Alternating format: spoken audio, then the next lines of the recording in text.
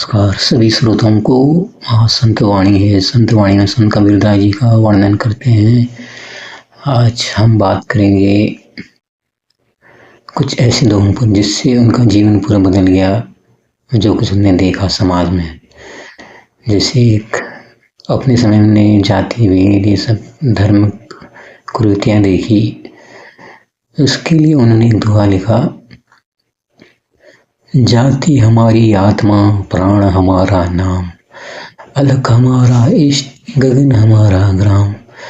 जाति हमारी आत्मा प्राण हमारा नाम, अलख हमारा इष्ट गगन हमारा ग्राम। उनने जाति को आत्मा बनाया। उन्होंने कहा कि प्राण ही मेरा नाम है।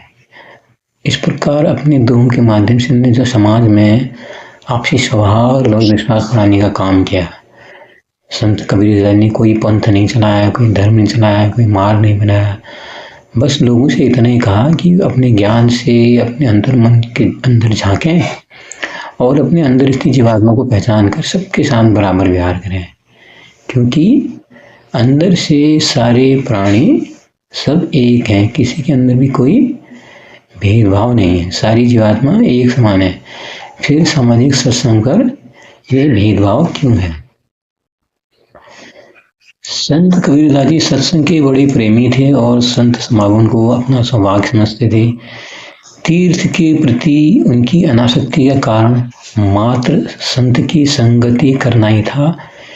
इसलिए एक दोहा उन्होंने लिखा था, मथुरा जावी द्वारिका या जावी जगन्नाथ, साध संगति हरि भक्ति बिन कछु न आवे हाथ। मथुरा जावे द्वारिका या जावे जगन्नाथ, साध संगति हरि भक्ति बिन कछु न आवे हाथ। तो ये कहते थे कि आप कितने भी तीर्थ में जाओ, तीर्थ में अगर आपको साधु संगत नहीं मिल रहे, भक्त वहाँ पर नहीं मिल रहे, तो आपका तीर्थ जाने का कोई भी मकसद नहीं है। वे ये स्वीकार करते थे कि तीर्थों में परमात्मा नहीं है। शुद्ध मन वाले को परमात्मा मिल सकता है, इसलिए शुद्ध मन वालों को मथुरा काशी द्वारका जाने की जरूरत भी नहीं है। इसी में आगे उन्होंने कहा, मन मथुरा दिल द्वारका काया काशी जानी, दसवां द्वारा देवरा तामे ज्योति पिछानी।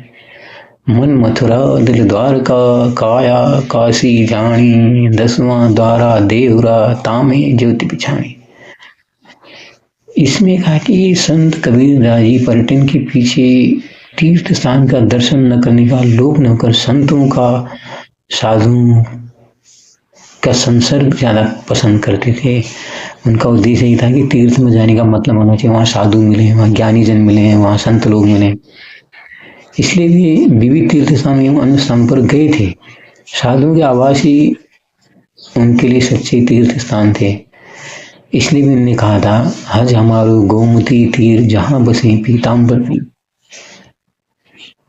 कितनी बड़ी उनकी सोच थी। आज के समय में आदमी के अंदर कितनी मलिनता है, तो संत कबीरदास को हमें पढ़ने की जरूरत है। संत कबीरदास जी कहते थे सारे धर्म बेकार हैं, सबसे बड़ा धर्म मानव धर्म है। कबीरदास जी ने कहा कि प्रभु निरंतर तुम्हारा ध्यान करते मैं तुम में लीन हो गया, अब मेरी अहंता समाप्त हो गई। मैं तुम्हारे नाम पर मिट जाता हूँ। अब मुझे यह स्थिति प्राप्त हो गई है कि अब मेरा कुछ भी नहीं है। मैं जहाँ देखता हूँ आप मुझे दिखाई पड़ते हैं।